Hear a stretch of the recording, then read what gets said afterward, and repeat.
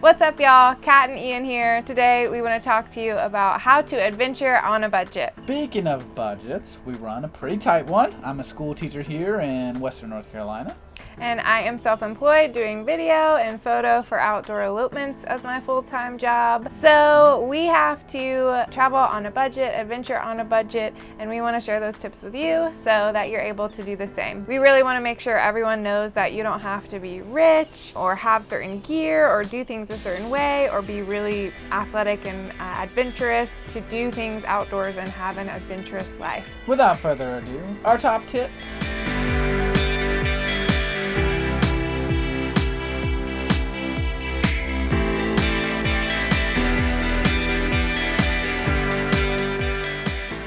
After college, when we moved in together, we were trying to figure out how to start doing our adventure thing. Really wanted to travel, and we're trying to find ways to do that with our super slim budget. And so what we kind of start with was playing the credit card game. And so I had done a little bit of research and looked at my credit score to figure out what things were usable. Thankfully, my parents had taught me about credit scores and how important they were, and so I don't think credit cards are villainous if you can afford to pay them off. And so big key there. And so we looked at upcoming expenses for that first apartment and a few different things, and decided that I was going to end up spending a good chunk of change. And so there was a promo where I was able to put quite a few $1,000s directly on that card, and that would in turn give us a whole bunch of travel points. And so that's really how we funded our first trip to Colorado, was kind of playing the credit card game and getting a bunch of points. There are a lot of credit cards out there for travel, and a lot of them do have this sign-up bonus where you spend so much money in the first few months, they'll give you those points in order to be able to use towards travel specifically. We used Chase, and the credit card that we had was the Chase Sapphire, and so far you've really enjoyed it. I've gotten one as well, and I think we both really love it. We have no qualms with it, do we? Not that I know of. But not that we know of. We utilized that like twofold. So after I had got my points, I then got credit for suggesting another person, and then she also got her points. So we kind of got to play it up a little bit. Yeah. The key with that is, though, to be prepared and to know, one, that you're going to have enough bills and you're going to be able to make the limit amount for money that you need to spend in order to get the points when you sign up. That's important to know when you're going to do that, and align that with the time where you have those expenses already. And then the other point is to make sure that you can put that credit card on auto draft, auto pay for your future, so that you're not getting yourself into debt. That's really important. You want to be able to pay that off.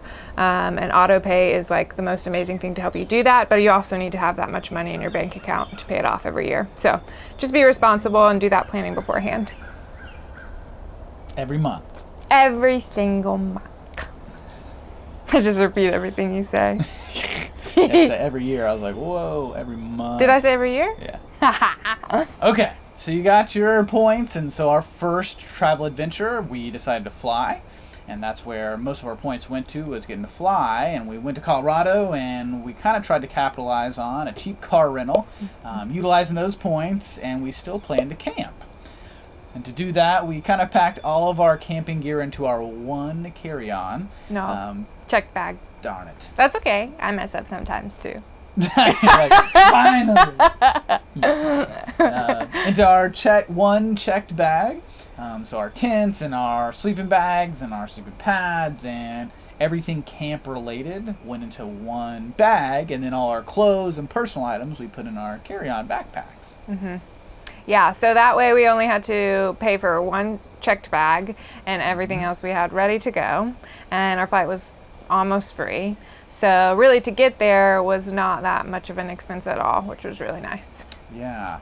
To get away with kind of the space, we used those roll-up vacuum compressed bags. And so that allowed us to pack way more of our clothes into our carry-ons. We spent a good chunk of time out in Colorado and need to have quite a few different layers for the weather out there. And so utilizing those guys and packing to the brim our carry-on was kind of our ticket to fitting it all in a very cheap manner. Yeah. Which leads us to the next tip, which is pretty much everywhere we've adventured and traveled, we camp.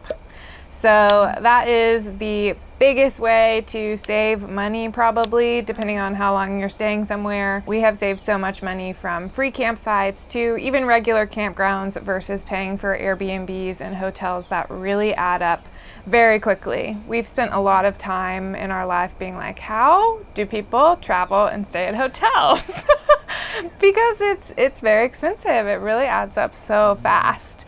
We would probably not have been able to do all the trips we did if we were trying to live more luxuriously. But the cool part is we like camping. We love being in the outdoors, even more so than just being in hotels and things. So camping really made all the difference.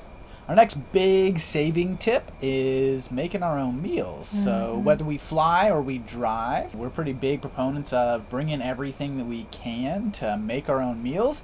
On our driving trips, we've got a big old cooler, nothing crazy. We're not trying to pack some monster Yeti, but we are trying to bring like everything to cook meals on meals. And so we really load that guy down and bring our own little camp stove so that we're not paying to eat out all the time. Now, food, cuisine, travel is totally a thing. And if that's why you're going, okay, eat it up, right?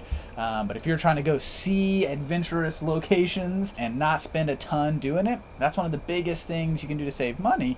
Along with that would be beverages, right? And that adds up super quick. If you're out for a night and you buy a whole bunch of beverages, that adds up. And so BYOB into the woods has worked out really well for us. You can buy local beers at the spot that you're at or whatever your flavors of choice may be. But it's a whole lot cheaper to have a few of those at your campsite than it is to go out to the pubs and hop around. If you haven't discovered yet, if you haven't watched other videos, Ian likes beer. But that is very true. We usually go to grocery stores while we're in different places and just kind of load up on all the groceries instead of eating out. Sometimes, if we're like, okay, we're sick of cooking and there's a nice restaurant that we'd really like to try, we'll pop into a restaurant every now and then on the trip. But mainly we try and eat what we can from grocery stores. So cheap breakfasts from, oatmeal, maybe eggs, or some cereal, to a lot of sandwiches at lunch, and then a lot of just like easy in one pot dinners. It's pretty easy, the way to go, I would say. Yeah. Even on our flights, it's been cost effective enough to go and buy a cheap cooler upon arrival, of which we've attempted to bring home. I definitely left a cooler hardcore at an airport once on our last leg of the adventure. I always wondered if the bomb squad ever came to find that thing. But, at the very end, we're like getting in our friend's car at home. Left it, but it's okay. It was cheap. We've done that twice. We've bought coolers like when we get to the location, so we don't have to pack them in our checked bag or carry-ons or anything. And that's it. Those are our top basic tips in order to make your travel and adventures cheap and affordable, and so you can go and do all the things without having to worry about money holding you back. We hope this was really helpful. If it was, if you'd give us a like, put any questions or comments you have below. We'd love to answer those for you and have some conversation about budget traveling. And we'll see you next time. Bye. Bye. Subscribe.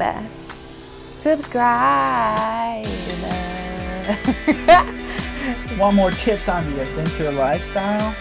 Subscribe. That's it.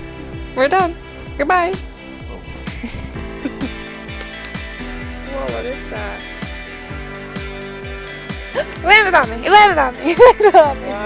Did you record that? Where'd it go? It's on my back. It's gone. It's gone?